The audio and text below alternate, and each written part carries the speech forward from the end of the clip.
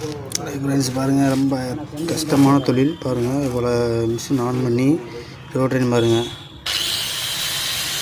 ரொம்ப கஷ்டமான தொழில் தாங்க. சப்போர்ட் பண்ணி ஷேர் பண்ணி லைக் போட மாட்டீங்க.